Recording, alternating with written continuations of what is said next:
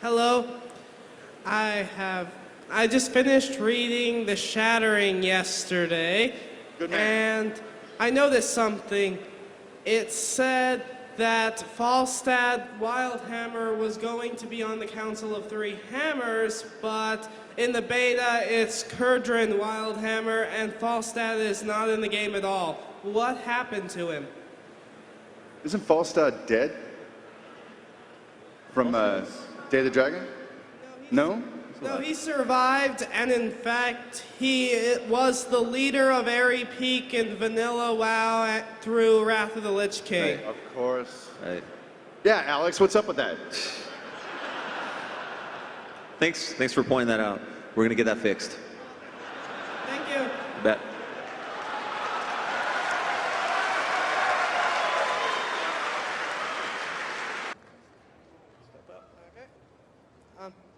Okay. First, I would like to say thank you for everything that happened last year. Like with, well, not the messing you up, but with putting. Sorry about that. But anyway, putting you, like putting me in the game. I like that. Thank you very much. Thank you very. It is great. Okay. But for my question, I know that. Or no, that's probably repetitive. Okay. Anyway. In Gilneas, the quest lines end with the strong feeling of to be continued and that we're going back. And the only other zone in the game that had that same type of ending was Hyjal, and we did go back to Hyjal 2 patches later. So does that mean we're also going back to Gilneas? 2 patches later, maybe? Maybe back to Gilneas? I don't know. You know, the Gilneans have such cool architecture and such a cool vibe to it, and it's really hard just because of the nature of their story. We can't really incorporate that outside in the rest of the world. It's hard to do. So it would be fun to go back to Gilneas and really kind of reclaim that. I don't think it's on the cards right away, but it's we just love the feel of that area and everything that they're about. One suggestion. I know you didn't mention any large world PvP zone for Mist of Pandaria like you had Winter Grasp and Tol Barad in previous expansions. Maybe because it's a whole theme of PvP there, it could be Pandaria's world PvP zone since the continent's pretty fleshed out already? Potentially, absolutely. We're looking at ways of getting world PvP into Pandaria. We're going to experiment with a couple things. I don't think we really were ready to talk about anything yet.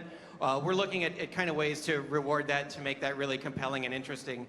And certainly, as the global conflict escalates, we're going to really incorporate a lot of that into Pandaria. It's going to really heat up in Pandaria throughout the patch cycle. So we have some plans, but nothing to really talk about yet. Thank you very much. Thanks, brother. Thank you. Red shirt guy. The lighting's like perfect. It's just like a spotlight. Okay, my question is not so much about Warlords of Draenor, but one thing I've kind of wondered about, especially since Pandaria came out. The southernmost points of the Eastern Kingdoms, Kalimdor and Pandaria, are all either jungle or desert, which almost suggests we're at the equator. So does that mean there's a whole southern hemisphere of Azeroth left to explore in the future?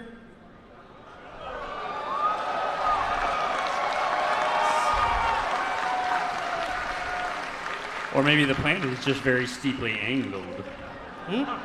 A lot of the climate of Pandaria is shaped by Azeroth's unique ocean currents, thanks to the Maelstrom. Trade winds. Creates some different Trade weather. winds. Ah, okay. Yes. Yes. One day. No. Let's just say. What did you say? Yes. Ocean no. currents? We're gonna say yes and no at the same time. No, it's a very astute observation. It's crazy. Actually, we actually have argued about this in the studio. And it's, boy, we went back and forth. Because it does look like it's all temperate, you know, kind of down there. So I think it's totally possible that there's more stuff down there. If these guys would quit doing globes with art inside of, was it Ulduar? Well, you can't put globes with continents. It's going to look like that's all there is. And you go, no, it's going to look cool. It's going to look awesome. But don't do it. don't do it because it doesn't look like there could be anything else. Was my argument. It did look cool, though. It did look cool. Oh, on the bright side, there is a good way to work around that. The globe in Ulduar already isn't accurate, so you could just say it's obscured. Exactly.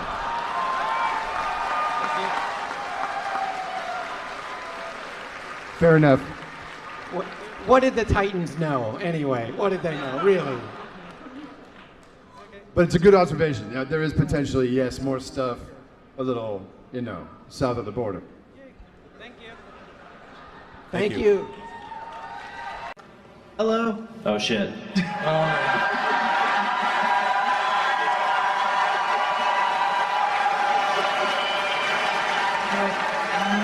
Thank you.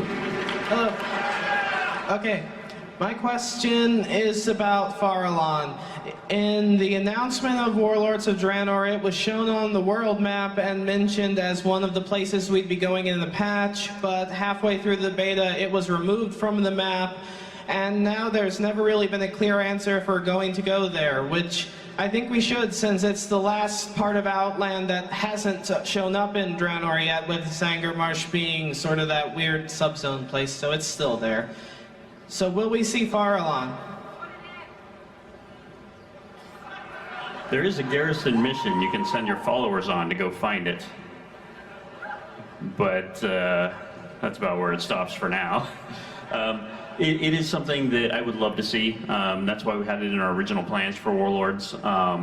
We don't know yet for sure whether or not we're going to get into a content patch, and having it on the map really kind of creates that expectation. So since we don't know for sure yet, we took it off. So we'll have to see. It is definitely something that on the team we would love to be able to do, but we don't know for sure if we're going to be able to. And just an interesting little tidbit in terms of some of our original plans for Farallon, actually. At one point we were talking about or thinking about using it as a separate area for boosted players to start in, distinct from Tanan Jungle. But thinking about it more as we started making Tanan Jungle, we felt like that really was, that was emblematic of what the Ironforge experience was going to be about. We wanted everyone jumping right into that adventure with Khadgar alongside you, with the other great heroes of Azeroth destroying the Dark Portal. And so it all just got rolled into Tanan, and so that leaves Farallon a bit more up in the air. Thank you. Thank you. Thank you, Redshirt. Get prepared, because your first question comes from one of my favorite people in the world. You know him and love him. Oh, yeah. Hello. After you, sir. Okay. My question this year is about Illyria and Turalyon.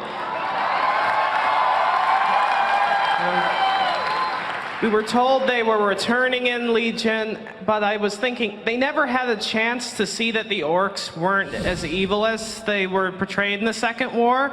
They missed the Mag'har and never saw Thrall. So does that mean they might be part of the Horden Alliance being at each other's throats, which was also mentioned as a plot point? I'll take this one right here. No, but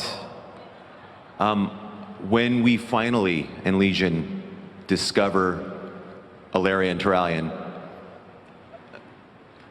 the way you view WoW will change. It'll up the game a bit. So nothing to do with that, but there's amazing things in store. Thank you. Thank you. Thanks, Ian. Oh, look who it is. Hi. Hi, Ian.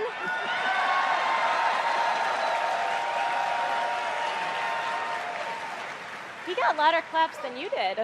Okay. In Azuna, the Naga are kind of weird in that we don't know why they're there or who they're serving. Khadgar just says, oh no, some Naga have showed up and want the pillar, why? And then Prince Ferrandis says they're working with the Legion, but then we never see them working with the Legion. And now in 7.2, they're in the Tomb of Sargeras, but they're in a different part than the Legion. Whose side are the Naga on?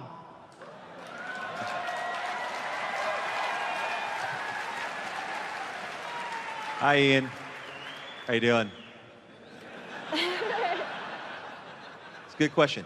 Naga, like humans, for example, do not all have the same allegiance to the same matriarch, for example. So it's quite possible that some Naga will work with the Legion, like they may in 7.2, although that's actually not a certainty, because we don't know what's happening in the tomb yet. Well, you guys don't, we do.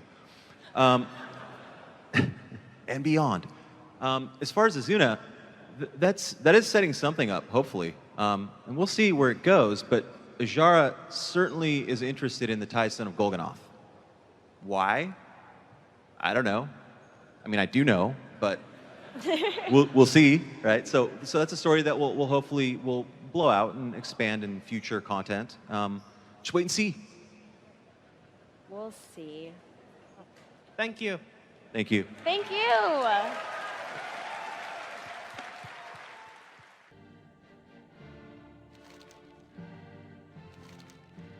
How can the Council of Three Hammers assist you? The Council of Three Hammers requires me presence. But I'd rather be riding me griffin.